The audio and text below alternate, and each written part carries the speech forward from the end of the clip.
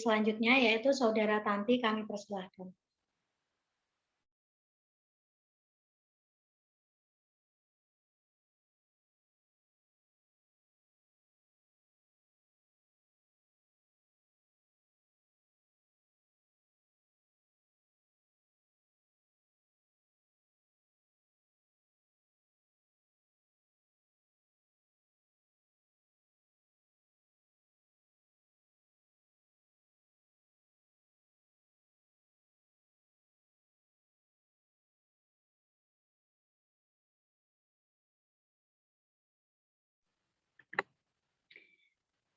Baiklah, sebelumnya apakah suara saya terdengar?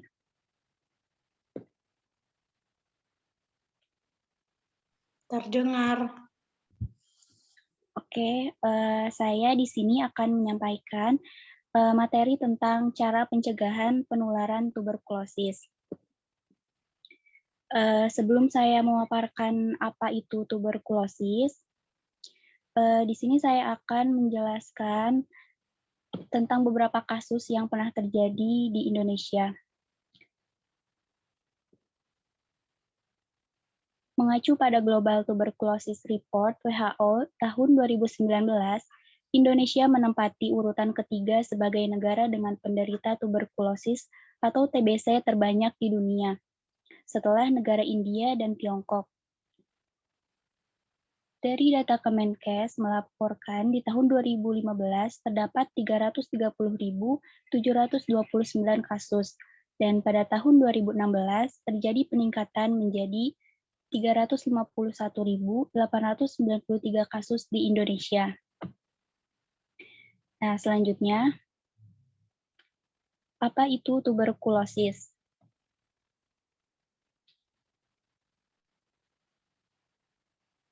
Tuberkulosis atau TB paru adalah penyakit infeksi menular yang disebabkan oleh Mycobacterium tuberculosis.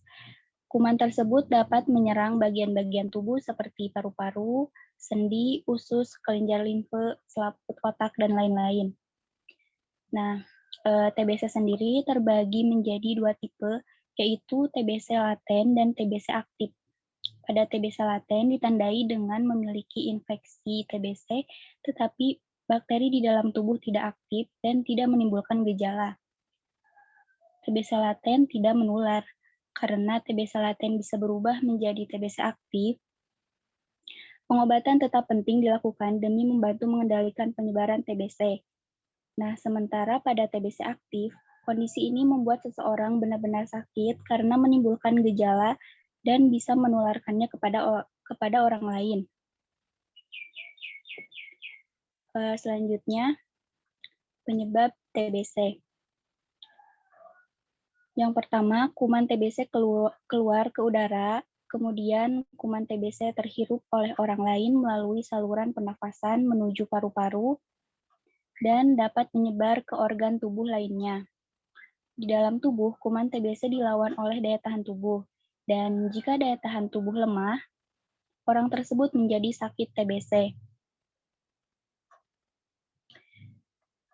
Selanjutnya, gejala tuberkulosis. Yang pertama, batuk berdahak maupun tidak berdahak. Yang kedua, demam, meriang, dan badan lemas. Yang ketiga, nyeri dada dan sesak nafas. Yang keempat, pembesaran kelenjar getah bening leher, ketiak, dan selangkangan. Yang terakhir, nafsu makan dan berat badan berkurang. Oke, selanjutnya, cara pengobatan. Prinsip utama pengobatan TBC adalah patuh untuk minum obat selama jangka waktu yang dianjurkan oleh dokter atau minimal 6 bulan. Obat yang diminum merupakan kombinasi dari isoniazid, rifampicin, pyrazinamide, dan etambutol.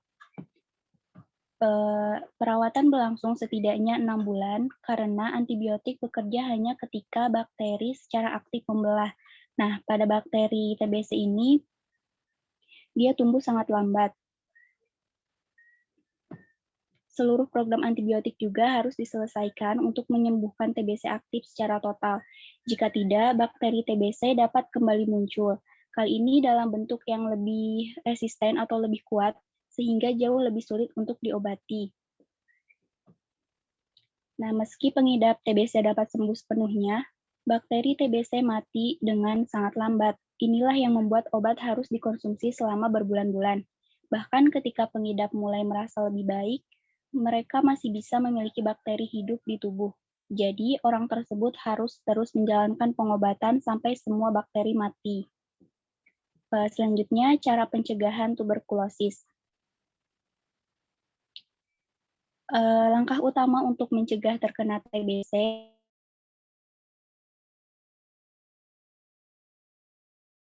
daftar imunisasi wajib. Vaksin BCG hanya direkomendasikan untuk bayi, anak-anak, dan orang dewasa di bawah 35 tahun yang dianggap beresiko terkena TBC. Selain itu, melakukan olahraga secara teratur, tidak membuang dahak di sembarang tempat, menutup mulut pada saat bersin dan batuk. Nah, di sini teman-teman juga bisa menerapkan etika batuk. Dan etika batuk yang tepat itu, yang pertama, menjauhkan wajah ketika akan batuk. Yang kedua, menutup mulut dan hidung dengan tisu saat batuk. Segera buang tisu ke dalam tempat sampah, bila perlu bungkus tisu dengan plastik sebelum dibuang. Nah, bila tidak sempat mengambil tisu, tutup mulut dengan hidung, dan hidung dengan siku bagian dalam saat batuk. Yang kelima, cuci tangan menggunakan sabun dan air mengalir secara rutin. Yang terakhir, bila tidak tersedia air mengalir dan sabun, gunakan cairan pembersih tangan berbahan dasar alkohol atau hand sanitizer sebagai alternatif pengganti untuk membersihkan telapak tangan. Selanjutnya, tidak merokok, tidak minum minuman keras, makan makanan bergizi, serta membuka jendela setiap pagi.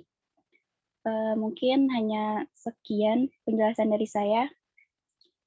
Saya serahkan ke moderator. Terima kasih kepada Saudari Tanti atas pemaparan materinya. Sesi selanjutnya yaitu sesi tanya-jawab. Sesuai tata tertib penyuluhan pada pagi hari ini, sesi akan diadakan di grup WhatsApp. Untuk yang bertanya, kami persilahkan.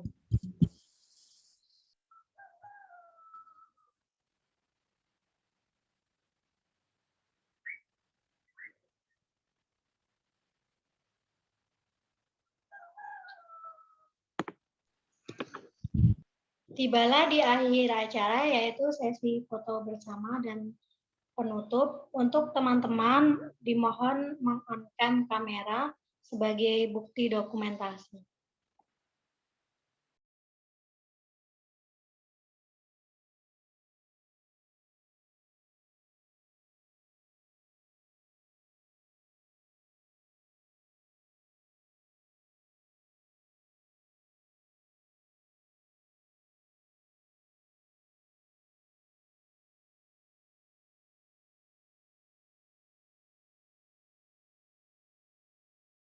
Ayo yang belum.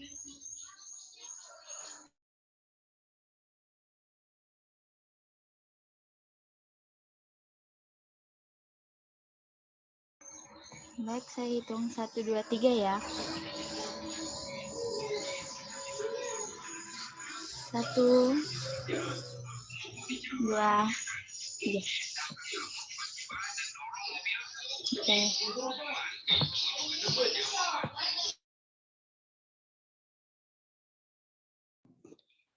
Terima kasih kepada teman-teman atas partisipasinya. Saya selaku pemandu acara, bila ada salah kata, mohon dimaafkan sebesar-besarnya. Saya tutup. Wassalamualaikum warahmatullahi wabarakatuh. Waalaikumsalam warahmatullahi wabarakatuh.